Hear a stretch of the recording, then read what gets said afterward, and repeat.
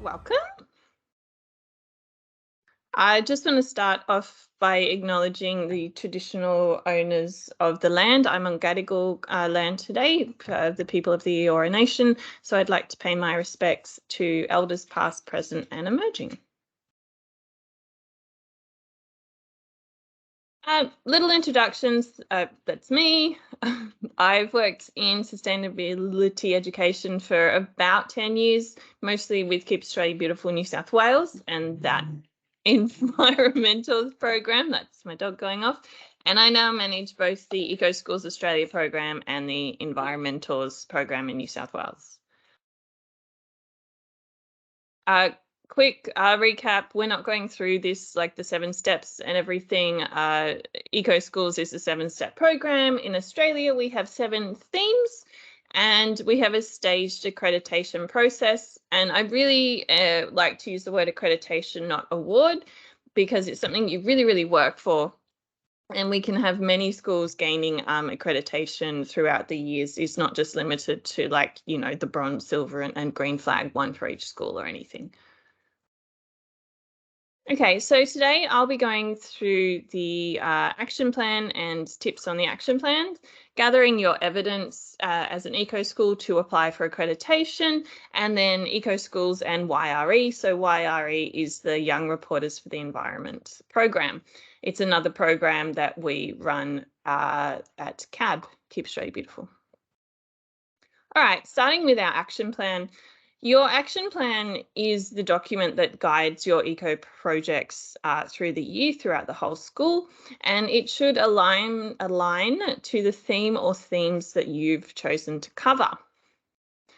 Before you get going with your action plan, you should have already established your eco committee. So you voted people into different positions, whether you have ministers for water, energy, communications, however you want to set it up. You should have all, as an eco committee, conducted your environmental review.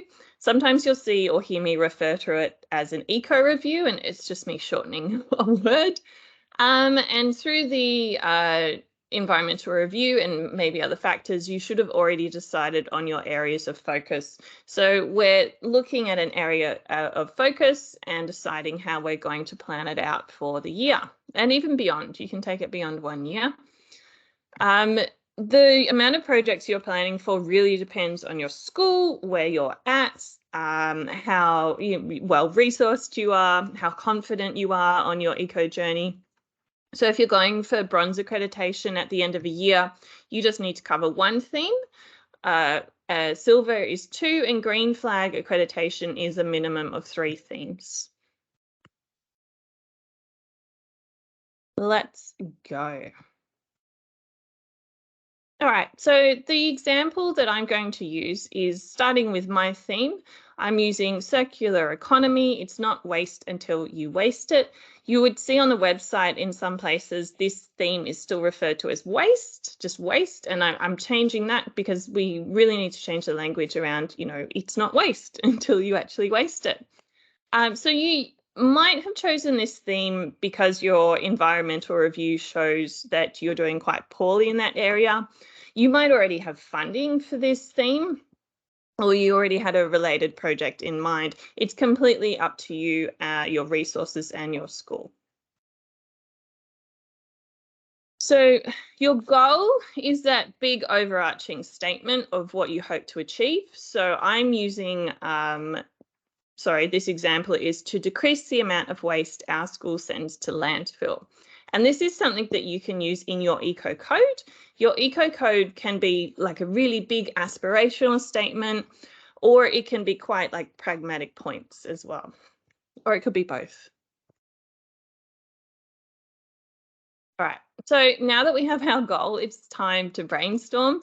There are so many ways we can decrease our waste to landfill. As students, a lot of what I hear from teachers is students come up with like the biggest ideas and they just want to hit the ground running. Write them all down. They're probably not all going to be feasible, but definitely take note of everything whether you save a bit of butcher's paper, you take a picture of the whiteboard you use, or use online tool like Mindoma or something, set it all up. You know, don't try and do everything at once, though. I'd choose one project to start with, especially if you're at the beginning of your eco journey. So my one aim is to start a composting system in my school, and then I'll flush out the actions using, the SMART method. A lot of teachers, again, some feedback I've had is they go in, they install recycling bins, compost bins, try and get kids to do nude food all at the same time. And I hear a lot of people come back and say it all just collapsed. I think starting with one, getting like composting really entrenched into your school's culture, and then going forward with other, just going to let this person, oops, sorry, no, I denied them. Going forward with other goals and other projects is a really smart way to go about it. So I also include this SMART sort of method because we do look for this when you're applying for your accreditation. We're looking to see that you have an action plan with specific targets, and do celebrate every achievement. You know, when you set up that school compost, talk about it at assembly. Get it up there. You've done a great job. Make sure it's measurable, and I'll talk a little bit about this as well.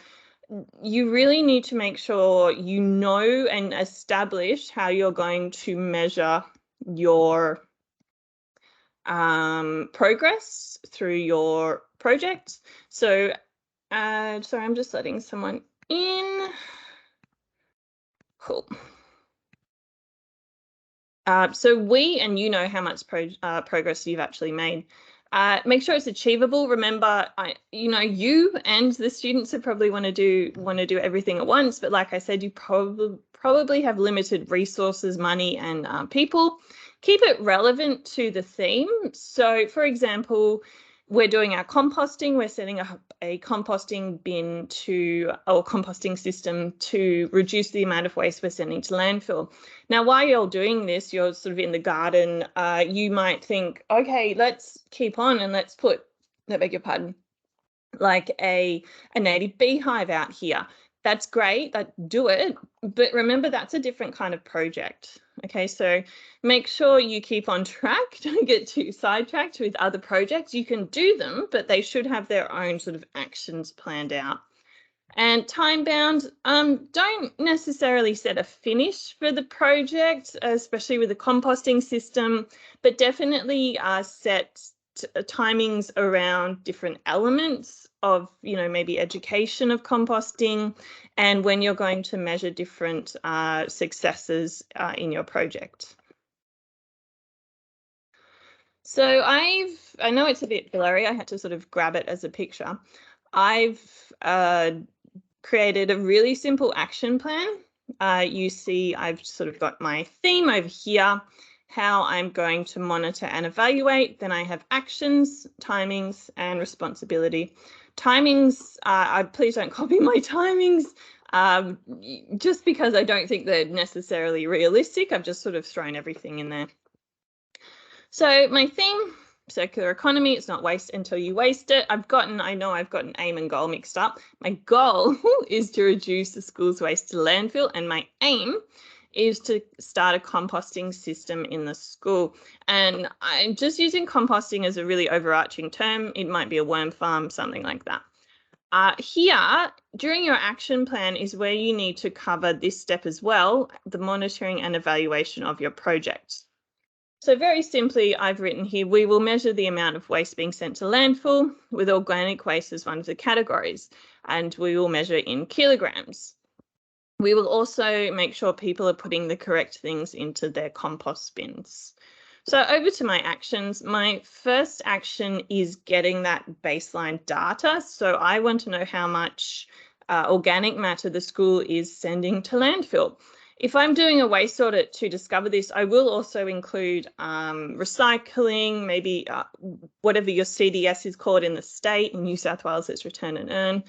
all of the waste categories I have in the school, because you might even find sort of incidentally, if you're talking about waste and landfill and setting up a composting system, when you later on go to do a follow-up waste audit, you might find that kids and students have just become more aware of other waste streams as well. So definitely measure everything out in your waste streams. So doing that one, and that gives us the kilos, and you can even count the number, the kilograms or number of items that are going to landfill nice and early on in the year. Then I'm setting up the compost site. I've put that in quite early. You'll need obviously to get your GA on board, get everything sorted out, get that in there.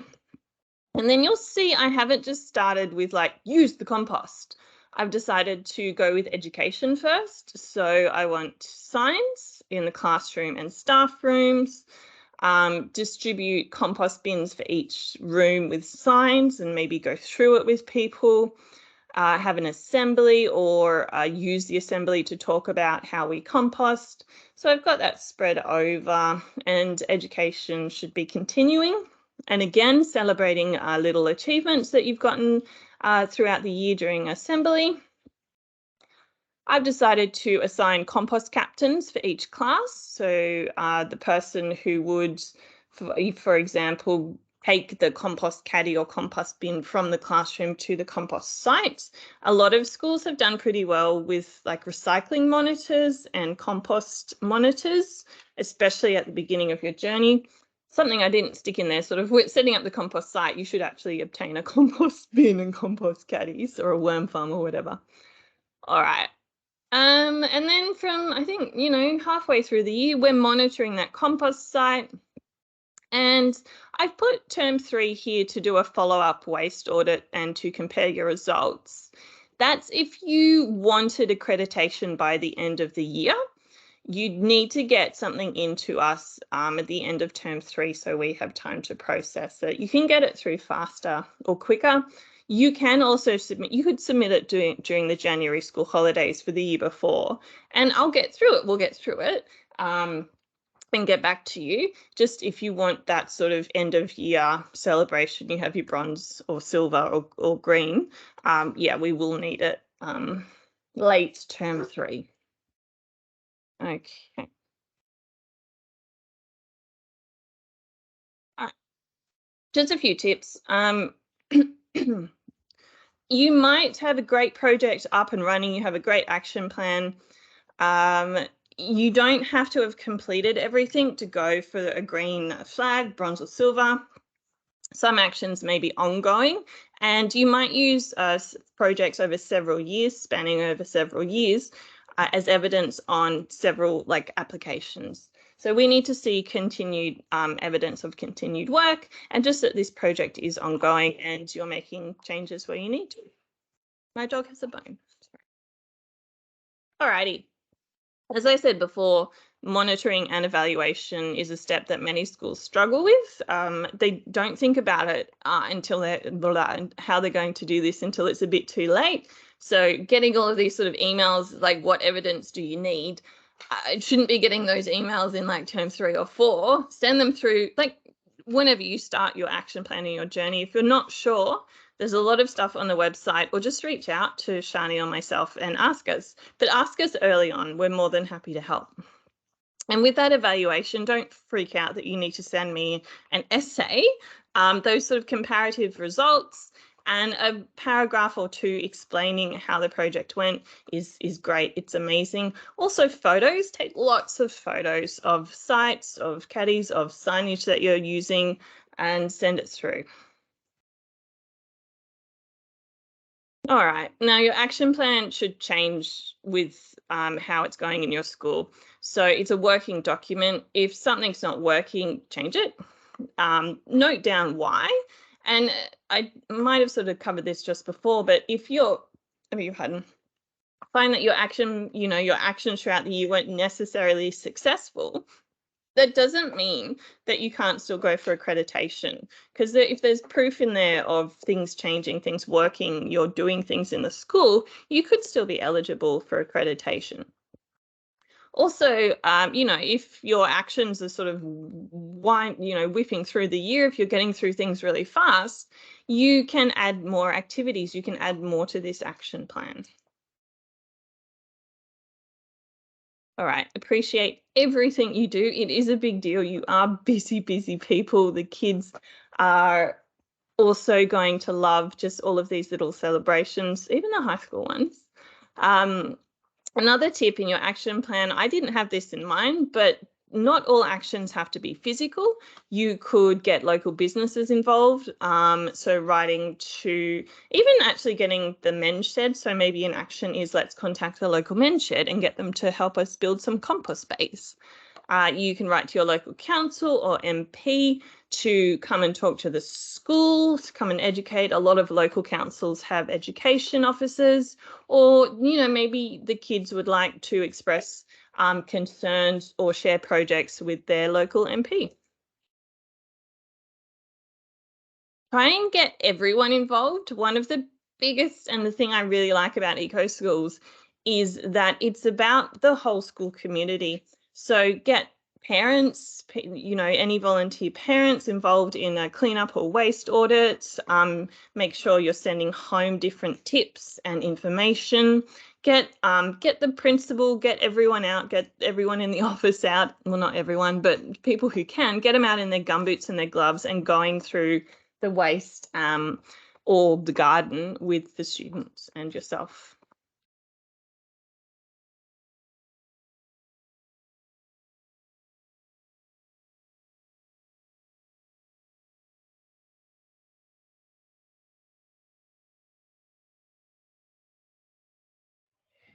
All right. So on all of the steps, we have resources. So the action plan, for example, there are some downloadable, there's a guides. These are resources, they're aimed at the students, but teachers can use them as well. So there's all of this information here. And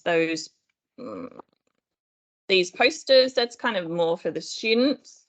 I can also send through a table. I haven't put that table up that I used. Let me go back. Some of them also have online versions. I've had a lot of feedback about those not coming through or people not being able to see their saved data. So I'm a bit wary of those at the moment. That's something I'll be changing over the school holidays. But all of this, so for every single step, you'll see that there are some downloadable resources, hot tips, FAQs, Or over here on the resources page, we've put them all together. So there's also this sort of information. So letter that you can download edits into parents. And then, all of the step resources are here as well.